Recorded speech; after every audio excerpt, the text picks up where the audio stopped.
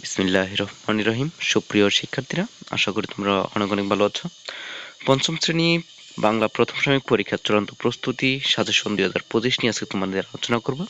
তোমরা যারা পঞ্চম শ্রেণীতে রয়েছো, তোমাদের বাংলা বিষয়টি পরীক্ষা কিভাবে হবে, কেমন হবে, নতুন বই তোমাদের তোমাদের পরীক্ষাটি কেমন হবে, তোমরা অনেকেই চিন্তিত, বা তোমাদের নতুন বই পেতে অনেক দেরি হয়েছে।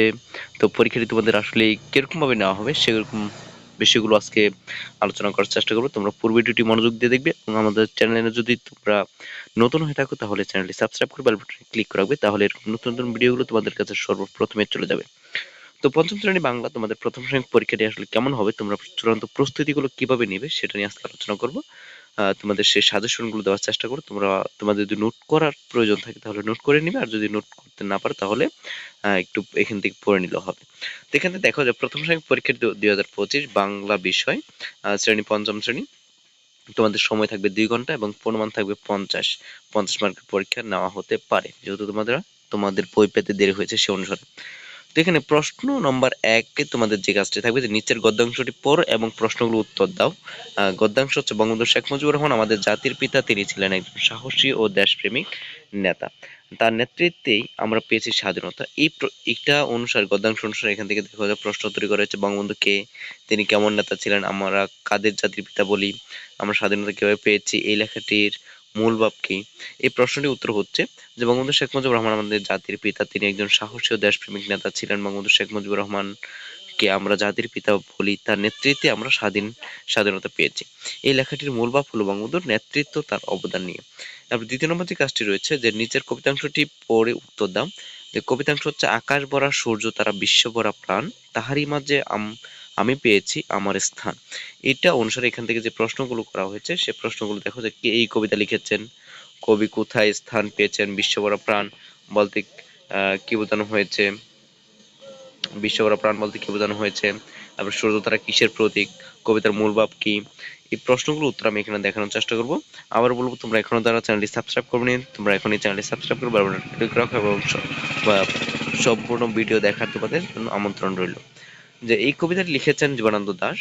এটি কবি বিশ্বভরা প্রাণের মাঝে স্থান পেয়েছেন, গণভারতের সবকিছুর মধ্যে প্রাণ বা জীবন আছে সেটাই বোঝানো হয়েছে। তারপর সূর্য তারা প্রতীক জীবন ও আলোর। এই কবিতার মূল ভাব হলো বিশ্ব এক প্রাণময় জগৎ এবং আমরা তারই অংশ।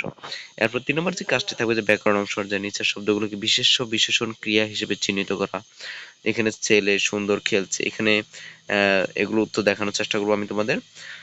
এখানে দেখো যে বিশেষ্য বিশেষণ, বিশেষ্য কোনটা, বিশেষণ কোনটা, ক্রিয়া কোনটা, সেগুলো এখানে চিহ্নিত করতে বলছে। তারপরে বিপরীত শব্দ লিখতে বলা হয়েছে। এখানে বিপরীত শব্দ যেমন বড়, ছোট, দিন, রাত, এরকম করে সমার্থক শব্দগুলো। এরপর বাক্য রূপান্তর করো, আমি স্কুলে যাব, এটাকে প্রশ্নবোধক করতে হবে। এরপর আমি বই পড়ি, এটাকে নির্দেশমূলক করতে হবে। এরপর সন্ধি বিচ্ছেদ করতে বলা হয়েছে, জীবন দ্বারা এটা সন্ধি বিচ্ছেদ কেমন হবে।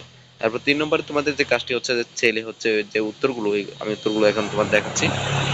যে ছেলে এটা হচ্ছে একটা বিশেষ্য, মানে হচ্ছে নাম। তারপর সুন্দর, সুন্দর হচ্ছে একটা বিশেষণ। তারপর খেলছে, এটা হচ্ছে একটা ক্রিয়া, কারণ কারণ হচ্ছে যে কাজ, খেলছে, খেলা একটা কি কাজ। তারপর যে বিপরীত শব্দ যেগুলো ছিল যে বড়, ছোট, দিন, রাত।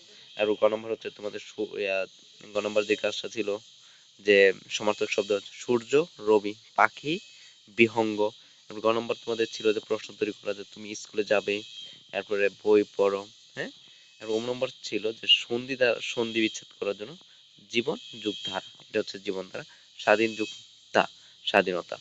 এরপর 4র্থ নম্বর তোমাদের যা কাজ রয়েছে অনুচ্ছেদ লেখা। অনুচ্ছেদ তোমাদের এখানে যেমন আমার প্রিয় ঋতু সম্বন্ধে আসার সম্ভাবনা রয়েছে।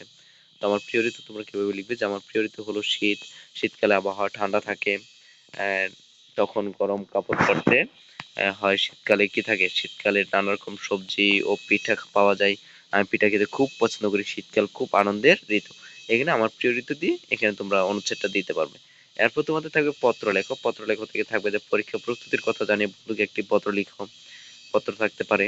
5 নম্বর তোমাদের থাকতে পারে ঠিকানা, গ্রাম, ডাকঘর, তারিখ, এগুলো জিজ্ঞেস করা হতে পারে।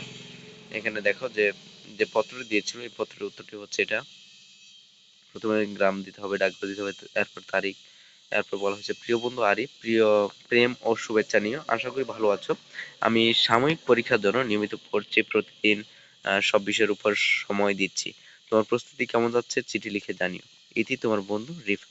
তারপর 6 নম্বর তোমাদের যে রয়েছে প্রশ্ন 6 নিচের কথারই বাক্য সম্প্রসারণ করো। তোমাদের এটি তোমাদের অনেক স্কুলে থাকতে পারে না থাকতে পারে, যে বলছে সততাই সর্বোত্তম নীতি, এটি তোমাদের থাকতে পারে না থাকতে পারে, সেজন্য স্ক্রল করে যাচ্ছে। যদি তোমাদের থাকে তাহলে পড়বে, আর যদি না থাকে তাহলে পড়ার দরকার নেই।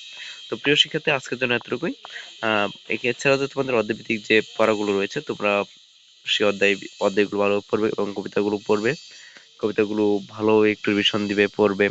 এখানে শব্দার্থ, সমার্থক শব্দ, বিপরীত শব্দ, যুক্তবর্ণ যে কাজগুলো রয়েছে সেগুলো একটু ভালো পড়বে। আশা করি তোমরা বুঝতে পেরেছো। এরকম নতুন নতুন ভিডিওগুলো পেতে হলে অবশ্যই আমাদের সাথেই থেকো, এবং বুঝতে যদি তোমাদের অসুবিধা হয় তাহলে আমাদের কমেন্টে জানাতে পারো। ধন্যবাদ তোমাদেরকে, অসংখ্য ধন্যবাদ পুরো ভিডিওটি দেখার জন্য।